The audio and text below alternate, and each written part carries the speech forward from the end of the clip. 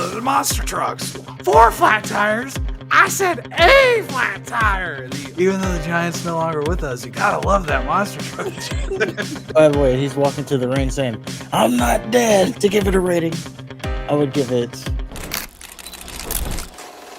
You want to take us into the retro review?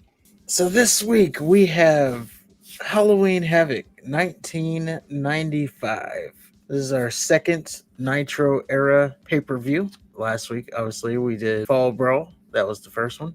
Now we move into Halloween Havoc. This one it plays off of what happened at Fall Brawl. At the end of War Games, the Giant snapped Hogan's neck. And now we have a one-on-one match against Hogan and the Giant. That's the main event of the evening. You're leaving out the best part. What's that? The Sumo Monster Truck Showdown. Ah, yes, there's that as well. Boy, did that go on so damn long. Oh man, and they were pimping it to no end too. They were trying so hard to get us to like it. Oh, the monster trucks. Yeah, and Eric Bischoff was like, "Oh, what kind of engine you got in there?" It's like, please don't answer that question. So this was your second pay-per-view. What'd you think compared to the last one? Fall Brawl was better. I agree. Yeah. Absolutely better. This pay-per-view was, I don't know what was happening here. It got better towards the end, I will say. But yeah, it's like you had the opening match. That was a decent match, the opening match. But then you had some like weird squash matches. I didn't quite follow what the Macho Man and Luger. Mm-hmm. I didn't quite follow why they were wrestling again. Well, I think they were wrestling for a chance to wrestle Sting, if I'm not mistaken. Yeah, I didn't quite follow. I was like, why are they wrestling again? Yeah, I'm pretty sure that they were wrestling for a U.S. title shot. Okay. It could be, or Sting wanted them to wrestle each other. I know that. Okay, for a match. Yeah. Fair enough. After the middle matches, it got good again. So, okay. And then the ending was just. Yeah. Yeah, they announced the Sumo Monster Truck Showdown in all of its glory, and we learned that Arn Anderson and Flying Brian Pillman attacked Ric Flair earlier, leaving questions to a tag team match with Sting later. And Johnny B. Bad, he missed his U.S. title shot with Sting because of car trouble, and Pillman was going to wrestle Sting instead. And Diamond Dallas Page, he slides in to talk shit. He's like, "Oh, you're an idiot. How can you miss your U.S. title shot? You're such a dolt. Tell him, Max." And Max is like, "Yeah, it's really hard to travel on 4 flat tires." And Johnny B. Bad's like, 4 flat tires? I said a flat tire. And then he overdramatically clocks him. Yeah. Just shouting at nobody. Yep, you gave yourself up there. Yeah. So that leads us to a match with Johnny B. Bad and DDP for the WCW television title. DDP stole Johnny B. Bad's confetti gun. I noticed that. Yes. Okay. What'd you think of the confetti gun? I liked it. It had a lot of... it was interesting. Yeah, I liked it. I thought it was a shirt gun at first. Right. I was like, you about to shoot a shirt out of it? So Johnny B. Bad's music comes out, and someone dressed up as Johnny B. Bad comes out walking backwards. Then the real Johnny B. Bad comes from the crowd, and he gets the jump on DDP. DDP's wailing on Johnny B. Bad in the corner. Nick Patrick, he's telling him to break it up, and he's doing the 5 count. DDP kind of shoves Nick Patrick, and then Nick Patrick gets in Page's face. Page kind of cowers into the corner. I missed those moments. Yes. I do wanted to point out, though, so far on both of these pay-per-views, the referees counting is so like... Oh, yeah. There's just like 1, 2. Yeah. You're a video game character. Yeah. Nick Patrick, especially. Yeah, it's like, can you put a little bit more care into it? Yeah. Like, I didn't know where the count was because he wasn't saying it. He was just like, Yeah, I know exactly what you're talking about. In fact, he's famous for that. So Page tells Muscle to distract the ref, and Page starts strangling Johnny B. Bad with his wrist tape, which I thought was funny. Yep, love to see that. Kimberly gives Johnny B. Bad a 10 after a double axe handle from the top rope. The whole thing is she's upset with Diamond Dallas Page, even though she's with him. And they alluded to Weekly TV would fill in why that is, but right. Unfortunately, we're not doing that. So sure. Well, you can kind of see he's an asshole.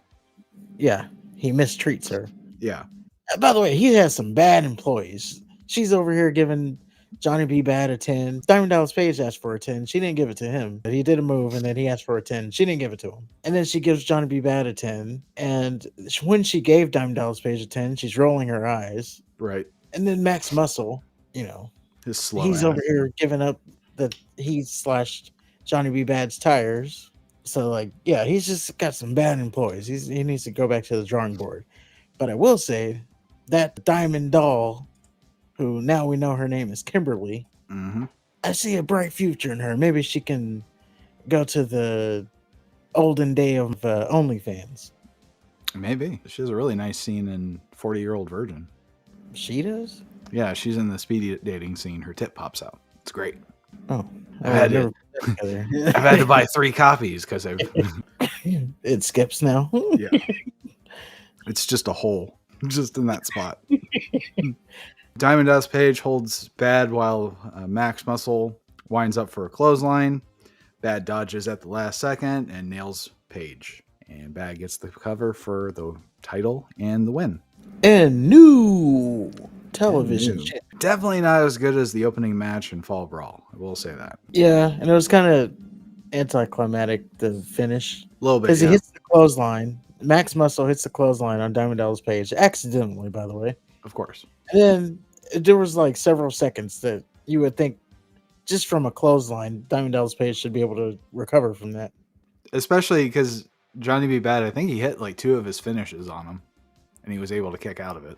Or no, he hit one of his finishes from outside. I don't know. We'll see what happens with Johnny B. Bad, though.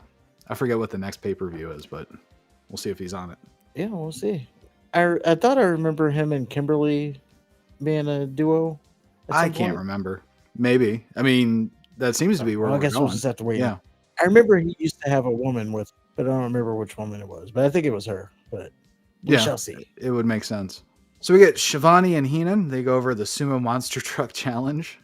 And we find out the trucks will be attached bumper to bumper for some reason. And the object is to push the truck out of a 100-yard circle or to flip it. Which also didn't make sense because they're connected to each other. And they stop. Or you flip it. And if you're connected, then that means you would also flip it. Yeah. I didn't get it. But they were excited. So we get Zodiac versus Macho Man Randy Savage. Randy Anderson saved some skinny fuck from getting his ass beat by Savage. It was kind of funny because 6 security guards had to take him out. So was that an actual? That was a fan, right? That wasn't. It looked it was because they went to the outside and they didn't even show the fan. Yeah, and then they showed him getting taken out. Yeah. Well, they couldn't help it, but yeah. Okay. There was so much happening. The fan runs into the ring. The Macho Man, he just gives him a side eye. Constantly professional, these two. Yeah. He doesn't overreact. And then they just roll out of the ring and have the match out of the ring while they take care of this stupid idiot who ran into the ring. Well, Randy Anderson, from what I heard in some shoot interviews, he knows how to handle himself, especially against drunk fans. He got away from him for a little bit, but he seemed to hold him, and they finally got to him. But unfortunately, most of the match had to be outside the ring, so I think that ruined everything. I don't know if that was the initial idea of it to be a squash match, but... Well, it was supposed to be Kamala and Savage, but Kamala disappeared. Oh. Well, it was a squash match either way. Yeah, it was a nothing match. But you get to see Macho Man elbow drop. Can't complain about that. Not at all. Then we get Mean Gene Okerlund backstage, and he really just pimps the WCW hotline. And I wrote, is this really what's become of Mean Gene? He's just a salesman. Yeah. Did you ever call that hotline back in the day? I think I remember calling it before. I can't. No, I don't think I did. Yeah. It was you had to pay money before you even got to talk to someone. I was too busy calling 900 numbers. I was just going to say, it was either that or the sex line. Yeah. You call the sex line and you get that 1 minute and 30 seconds of, hey, big boy. Hear the opening thing and then, hang up. Oh, yeah. Well, I wasn't doing that. I love that intro. I wasn't doing that. I'm really going to date myself here. We were calling from payphones outside. Yeah. I'm not going to use my phone. Yeah.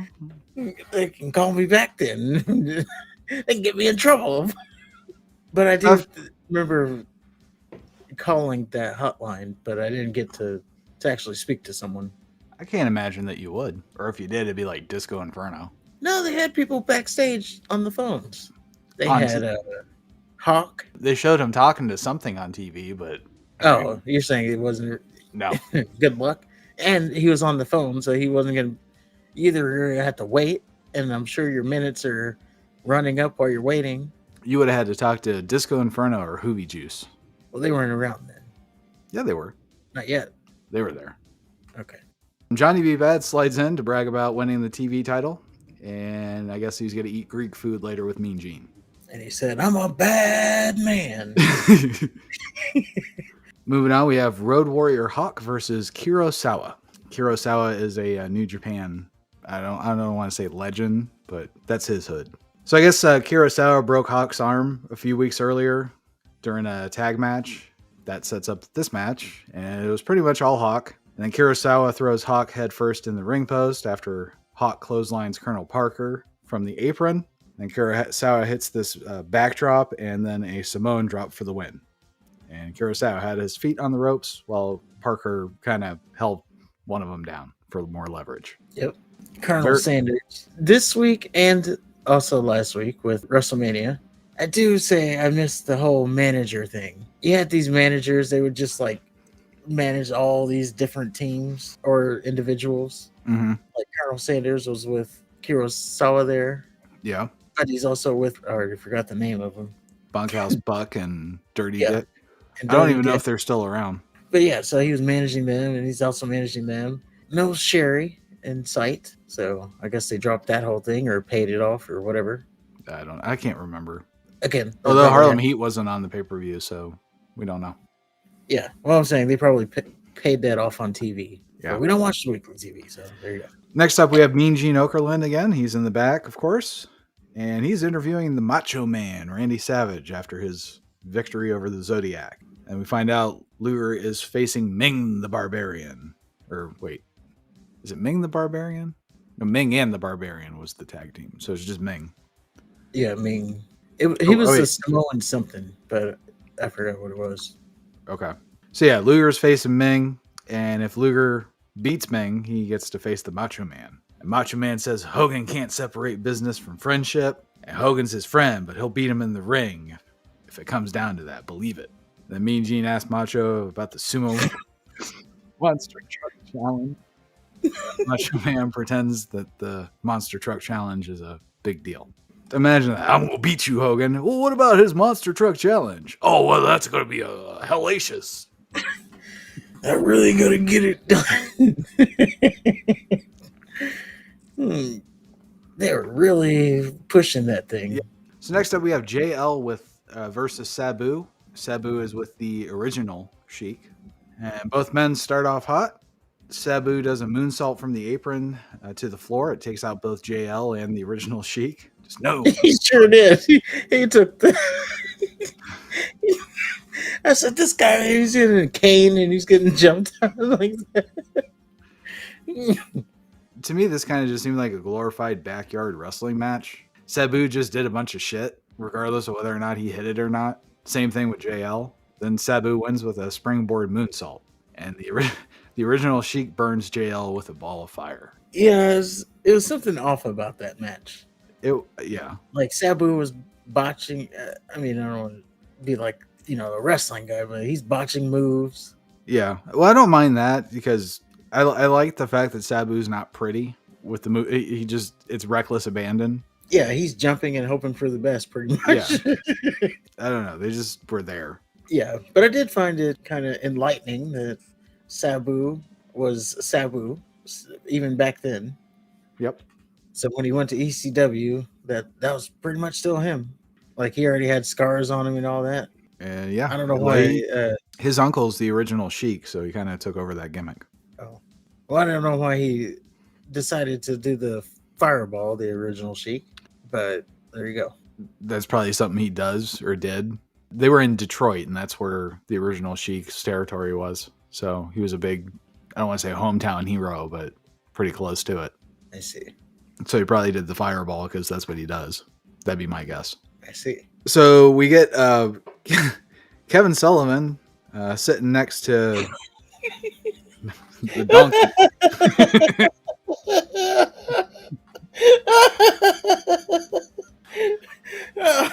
Go ahead. And did you catch all of what this guy said? No, I stopped Okay. listening because I couldn't get past the fact that he was like shouting at the top of his lungs. Solomon, my son. And then like he would just keep going. Like he sounded like an old man that couldn't control the volume of his voice. Yeah, he was like shouting. Yeah. And then the twilight heavens of the eclipse are here because we are here. Yeah, and the moon's Sullivan, gonna. my son. Yeah, I didn't know what the hell was happening.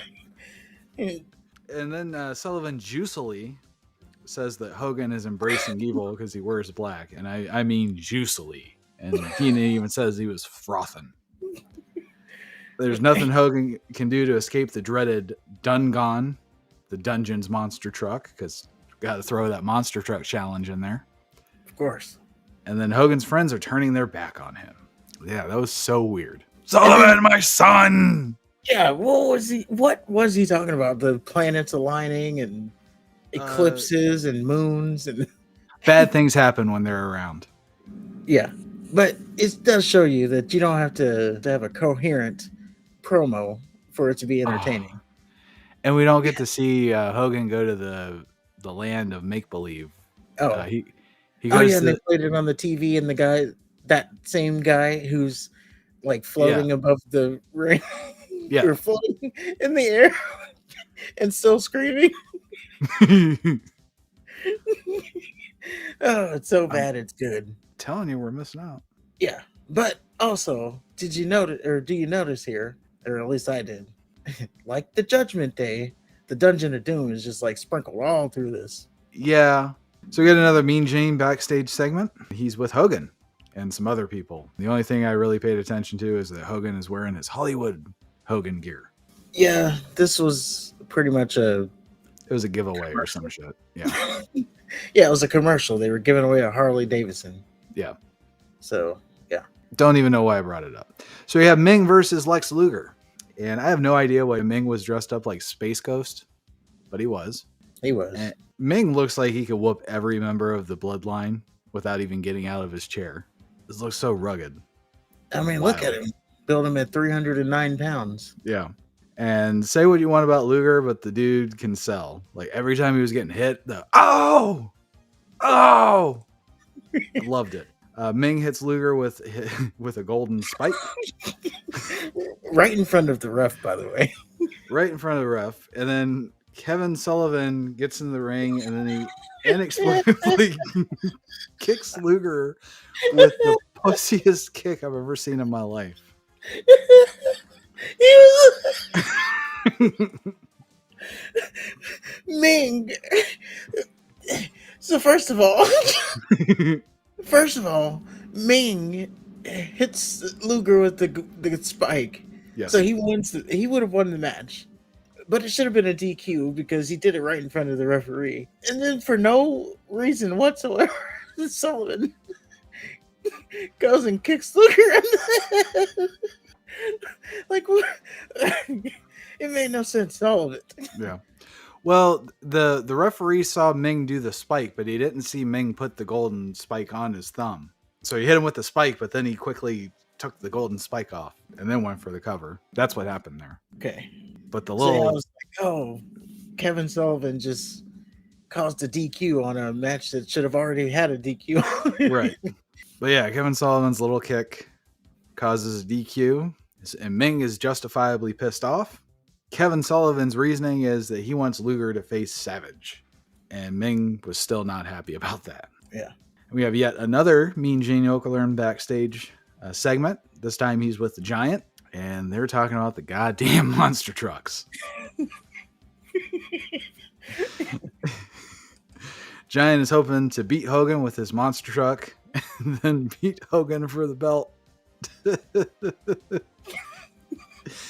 Mean Gene complains about Giant crushing his hand because Mean Gene holds the microphone up to the Giant, but then Giant just gets a little overzealous. And then when Mean Gene says, "Ow," Giant just laughs maniacally. Like, you hurt my hand. Ha ha ha ha ha. He was such a character. I loved it. Yeah. His eyes were like, I don't know. He's making weird like eye gestures and the eyes and the face, just everything. Yeah, Hogan. Yeah, such a character. Mm-hmm. Well, moving on, we have Arn Anderson and Flying Brian Pillman versus Ric Flair and Sting. And then Sting comes out and he's all alone. He's without the Nature Boy, Ric Flair, who, again, was attacked just before the pay-per-view by Anderson and Pillman. And the crowd immediately chants, "We want Flair." And Anderson, he plays this imaginary violin for the crowd, which was great. Do you think Sting can still do a kip up today? No. Okay. Just thought I'd ask. So this match was all Sting until Anderson throws Sting headfirst into Pillman's head, which is a great move. And I guess it was a callback to what the original Andersons used to do. Gene Anderson and Ole, they would throw their opponent into their partner to get an advantage, which is great. Makes sense. So then Flair finally comes out. He's got a bandage on his head and he's wearing his dress clothes. And then he takes off his shirt. And now keep in mind, he was just attacked. So he calmly goes over to his corner with his bandaged head. At one point, Flair takes off his shoe and tries to beat Anderson with it, which I thought was hilarious. And he was actually really great. If Anderson or Pillman would get too close to him, he'd try to grab him or hit him. I thought he tried to get into the ring one too many times. Like, it felt like they were like, "Come on, man, let us just get on with the match." Just Nate being Nate. Right. And they actually did a spot where Pillman is in his corner applying a half crab, and then he holds his hand out for Anderson to grab it for extra leverage, so the half crab can be more devastating. And I miss when they used to do that. They just don't do shit like that anymore. Yeah, I like those things. They did it to another move. I think they did the abdominal stretch spot too. They held each other's hand for leverage. So Sting is in the crab, and then he just starts screaming. He's like, "Nature Boy! Yeah, Nate!" And then Rick's like, "Yeah, stand tall! Stand tall! I'm here, buddy! I'm here, buddy! Stand tall!" It's so fucking overdramatic, but it's great. So Sting finally tags in Flair. Flair bounces off the ropes, and then he punches Sting. And then everybody just starts attacking Sting. When I saw it, to me, it looked like Flair just got overzealous and hit the first thing he saw. Which would be believable. Yeah. Sting tries to fight back, but Anderson and Pillman, they eventually overwhelm him. And then Flair pulls his bandage off and reveals that he wasn't hurt all along. It's been a ruse. Then he starts punching Sting. Well, quote unquote punching Sting. His punches were probably about as good as Andre the Giant's. And Anderson's holding Sting's arms behind his back. And then Ric Flair takes out Randy Anderson for no reason. Mean Gene talks to Flair, Anderson, and Pillman after the ordeal. Flair says, "Don't mess with any of them, and you don't walk or breathe unless the horsemen want you to." And then Pillman woos. Anderson says, "You people asked for this, now deal with it. Reunited, it feels so good. Horseman style," says Flair. And then Mean Gene is just flabbergasted. And Sting, actually, they cut to him, and you can see he just can't leave the ring under his own power, which is good stuff. It is. Now, who's going to be the fourth member of the Horsemen? They kept saying 4 horsemen. The 4 horsemen. Right. They were holding up the 4s. Ric Flair did the lesson number 1, lesson number 2, lesson number 3. Where's lesson number 4? I generally don't remember who. I remember Dean Malenko was in it. It was Mongo, and then Crippler. That was later. That was later. And then Dean Malenko. So who's going to be the 4th guy here? I think it's Mongo. Okay. I could be wrong. I think it's him. Okay. Pillman leaves, and I think the Crippler, or maybe it's Benoit. Who was? It's either Benoit or Mongo. Who really took the group up a level when he joined it?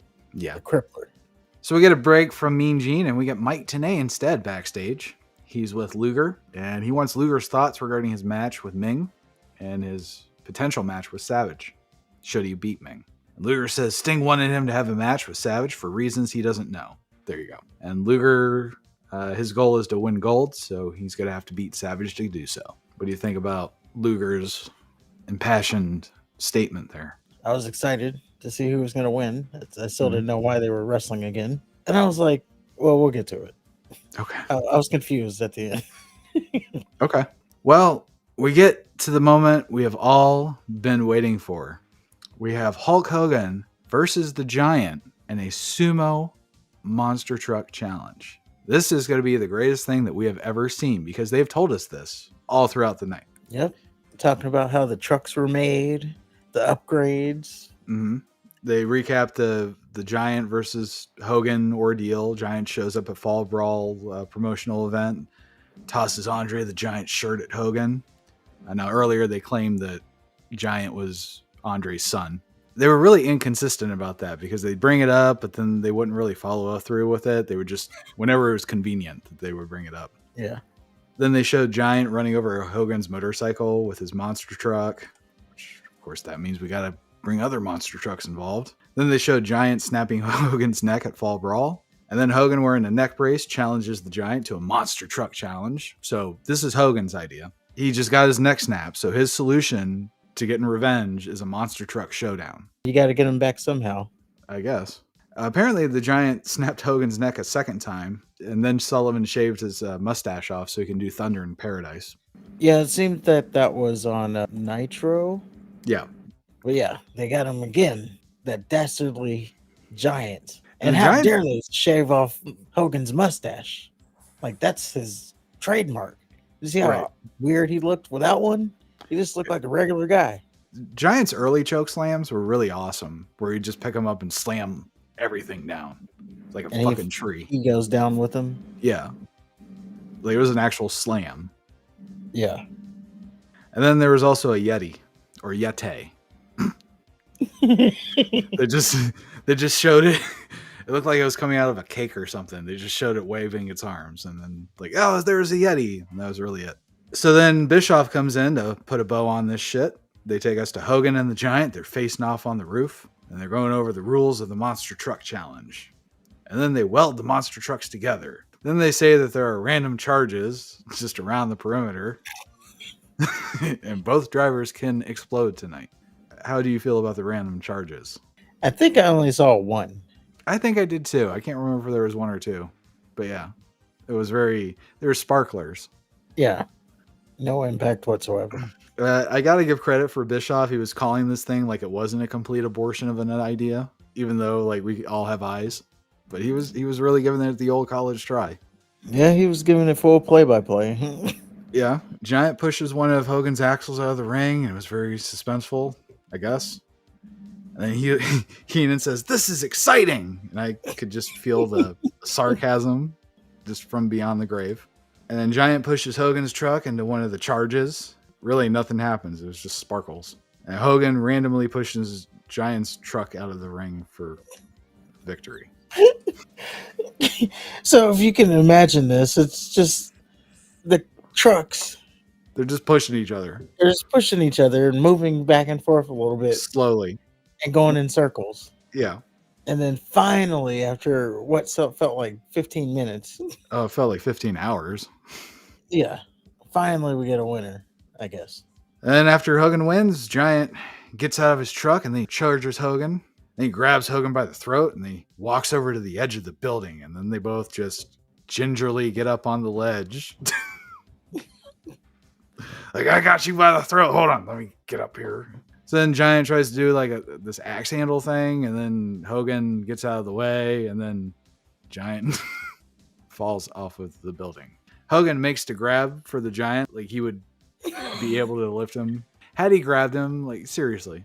I know Hogan's supposed to be strong and all, but... And despite saying repeatedly that somebody could get thrown off this building, Keenan and Bischoff are shocked and stunned and horrified. Well, Heenan clearly thought it was going to be Hogan going off the building, so he was concerned Clear. when it was the Giant. And oh, by the way, we have a main event in just a little bit that the Yes. Giant's supposed to be in, and he just fell off the side of a building. And they couldn't tell us whether it was the riverside or street side, Yeah. even though they showed a graphic of the river. Don't know what to tell you there. But yeah, if that's the only monster truck challenge I ever see, I'll be all right. Me too. So after that, we get Lex Luger versus Macho Man Randy Savage. And Lex goes for a handshake and says, "May the better man win." and then Savage kicks Luger in the gut. And then Jimmy Hart comes out for some reason. It's really all Luger after the kick to the gut, and the announcers are playing that the Giant's dead kind of throughout the match. Like, oh, we need answers. Why? Let's just go outside. Savage. It was funny. He said, "We have telephones and we have walkie-talkies. Yeah, and we can't find out what's going on 50 feet from us." So Savage regains the advantage when the match leaks out of the ring. Shivani says that even though the Giant died in the Monster Truck Challenge, it was awesome. And they really want us to love it. He said, even though the Giant's no longer with us, you gotta love that Monster Truck.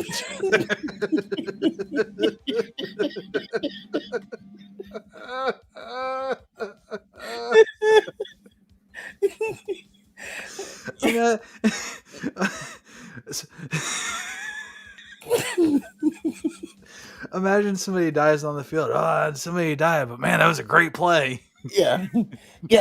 Well, what about that touchdown, though? Yeah. Look at that spiral. So Luger tries to pin Savage with his foot on the ropes, and then Hart is talking to Nick Patrick for some reason.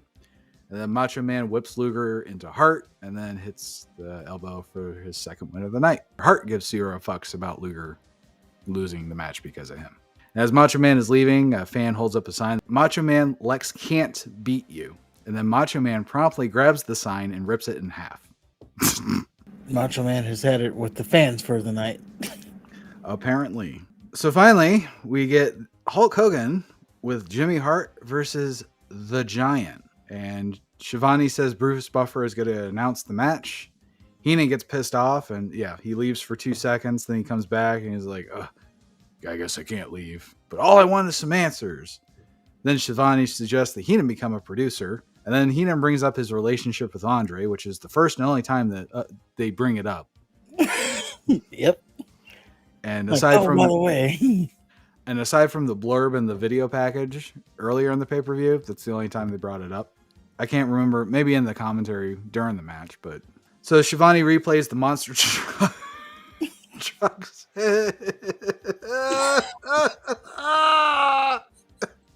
Heenan is talking about his relationship with Andre and how worried he is about the Giant because the Giant is his son. And you can see, like, Heenan's almost in tears. And then Shivani is like, oh, well, let's go ahead and replay the action earlier. It's the fucking Monster Trucks. I love WCW.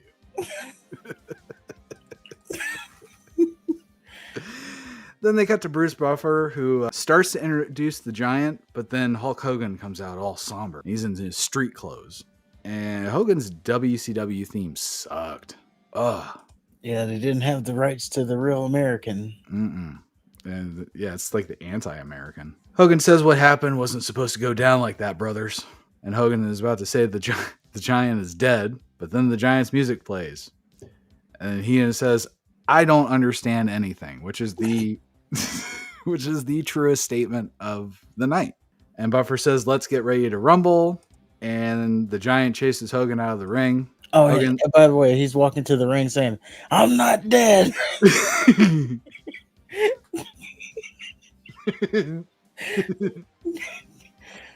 Like he said it 3 or 4 times. I'm not dead. So Hogan gets in the ring and then he rips off his shirt to reveal a shirt underneath. Yeah. So Hogan has paint on his forehead like the Taskmaster, and it's supposed to signify the dark side of Hogan. And it was weird because he hit the Giant and then like slowly turned his head to make sure the camera got it. So it looked really awkward. And then Hogan, he starts off by punching the Giant, has no effect on him. Then he tries to lift the Giant, can't. Then the Giant starts pummeling Hogan. And then they do a test of strength. Hogan in agony says, Jimmy, he's too strong, brother. Giant goes for a leg drop, but Hogan moves out of the way. And then he kind of half hulks up. And he starts wailing on the Giant. And then Hogan chops the Giant in the throat. Then he pushes the referee, Randy Anderson. And then he bites the Giant in the face while he was doing the 10 punches in the turnbuckle. Now keep in mind, Hogan's the face. Of course. And he's biting and throat chopping. So the Giant's out of the ring, and then Kevin Sullivan, he grabs the Giant, and then they both turn to leave. And then Hogan gets out of the ring and he clunks them both together, and they're both knocked out. And I really don't understand how that hurt the Giant, having Kevin Sullivan clunked into him, but it did. Giant goes for a choke slam after he's pulled back into the ring by Hogan. Then Hogan rakes his eyes, of course, like any good baby face. And then Heenan suggests that Giant snaps Hogan's neck again. Giant gets Hogan into a bear hug, and then he starts biting his shoulder. I wrote that down because I thought that was awesome. Just imagine having this big fucking hulking man just bear hug you and then just bite you at the same time. Yeah, just bite you. Yeah, fuck that. Giant hits a choke slam on Hogan, and Hogan, of course, kicks out. And then Hogan starts to officially Hulk up. And he really does not look the same without the mustache. Now, we mentioned it earlier. That, to me, this whole match was like seeing somebody play Hulk Hogan. Yeah, wasn't the best decision there. Yeah. So Hogan rakes the Giant's eyes, then hits him with a scoop slam. Then he hits his leg drop, but the referee just goes down. And it turns out that Jimmy Hart hit Randy Anderson with the the championship belt. Yeah. Son of a bitch. Hart pushes Anderson down, and then he hits Hogan, which does nothing. Hogan charges after Hart, but then the Giant gets him in a bear hug, while Sullivan starts whipping on his back. Then Savage and Luger come out, and then Luger turns on Savage. And then a Yeti comes out. This all... yeah. Talking about being overbooked. Yeah, no, it was already crazy when Savage, because I didn't see Luger turn on Savage. I'll give him credit because you wouldn't see a turn, right? It wouldn't be planned. So the camera wouldn't be focused on the turn. Yeah, it just happens. Right. So I give him for that. I really enjoy that aspect of it. But it is so abrupt that it's like, I didn't see it happen. To me, it looked like Savage tripped. Well, I would say when Hart hit the referee, first of all, he did it like perfectly timed to when Hogan dropped the leg drop, and he didn't show in the camera until the replay. Right. So it looked like the ref just literally just fell down. Yeah. Yeah. I was like, what the hell? Well, at first I thought Hogan ran into him or something when he did the leg drop. Oh. I was like, he just fell. Like, what are we doing here? And then they show the replay, and it's like, oh, he got hit. Perfectly timed it with the leg drop. So Hart turns on Hogan. Luger turns on Savage. So it seems like Luger is part of the Dungeon of Doom now. And we have the Yeti making yet another appearance. And he comes to the ring, and Giant still has Hogan in a bear hug. So what does the Yeti do? He gets behind Hogan and just starts butt fucking him. Then gets a double bear hug. Luger then gets a freshly butt fucked Hogan into a torture rack. And then Giant and Yeti, they rape Savage. And Luger torture racks Savage as well. So the Yeti comes in while Giant's bear hugging Hogan, butt fucks him, and they do the same thing to Savage. Why is there a Yeti? And they're all like, it's the Yeti! And he's walking with his arms out. Yeah. So crazy and over the top. So the Giant... I couldn't even say in a good way. So the Giant, Lex Luger, Kevin Sullivan, Jimmy Hart, and a Yeti are celebrating over a down Macho Man and Hulk Hogan. Bruce Buffer then announces that the Giant is the winner, but the title cannot change hands on a DQ. And then the Giant poses over Hogan with his belt. Heenan stands up. He applauds Hogan and Savage because they're still down and needing medical attention. And that was the end of the pay-per-view. Dungeon of Doom with their Yeti and Giant decimated the baby faces. And Luger turned. Yes. So I guess Luger's part of the Dungeon of Doom. Did the Giant take the title with I think he did, yeah. And then, Hogan has to get it back. And as long as there's no Yeti. We'll have to see what happens there. I don't know who thought that was a good idea. Oh, man. I was like, this is bad for bad. Well, they said, well, we already had the monster trucks. We gotta top that. Yeah. Yeah, this pay-per-view was rough. It was hard to get through, I will say that. I did enjoy it for the most part, just for one, seeing people I grew up with. But, the little moments, like when when they had him in the crab and they do the tag team shit, or Nature Boy, he's too strong, brother. Oh, I did pop when I saw Hulk Hogan Hulk up. Yeah, how He can you started not? to do it. Yeah. He's full blown did it, and then he was doing the bench press motion, saying, "I'm gonna lift that giant." He did the bench press motion, then he raked his eyes, and then he scoop slammed him. Yeah, Yeah, and they called back to the Andre the Giant body slam. Like, yeah. it's an equal moment here. Nah, not quite, but it was still. No, that's what I they thought the build it as. oh, I thought the main event was really. I was really into this match until all the bullshit at the end. Like I thought it was crazy with Luger and Savage. No, I thought it was crazy with the ref shenanigans, and then Luger and Savage, and then the Yeti thing just made it all just surreal. Yeah, I was like, oh, the Giant's gonna win the title, and then then it really went off the rails. So this was the complete opposite of Fall Brawl for me, where Fall Brawl, I think I liked all of the matches except for the main event. With this one, I don't think I liked any of the matches except for the main event. Nah, the Arn Anderson, the tag team match, that was good. I was into the tag team match. I was disappointed that Road Warrior Hawk was in a singles match, so I didn't get to see the Road Warriors. Right. I was okay with the opening match, Johnny B. Bad and Diamond Dallas Page. The ending was kind of weird because it was just a run-of-the-mill clothesline. I know it's Max Muscle, but come on, it's just a clothesline. And Well, that you meant are a something wrestler. back then. I know, but he's a wrestler. He should be able to get out of a clothesline. And there wasn't an immediate pin. Like it was a couple seconds, and then he was pinned. And that's about it. All right. To give it a rating, I would give it. I think you gave the Fall Brawl 2. I'll give it half a star. Okay. Because it was weird. Yeah, Yetis and monster trucks. Yeah, I don't know what they were thinking. But it was also because I was thinking maybe all these shenanigans are because it's Halloween Havoc, so they're trying to do the Halloween type deal. Yeah, I honestly can't remember whatever happens with the Yeti. I do know that he just butt fucked Hulk Hogan though, and Monster Man. Did.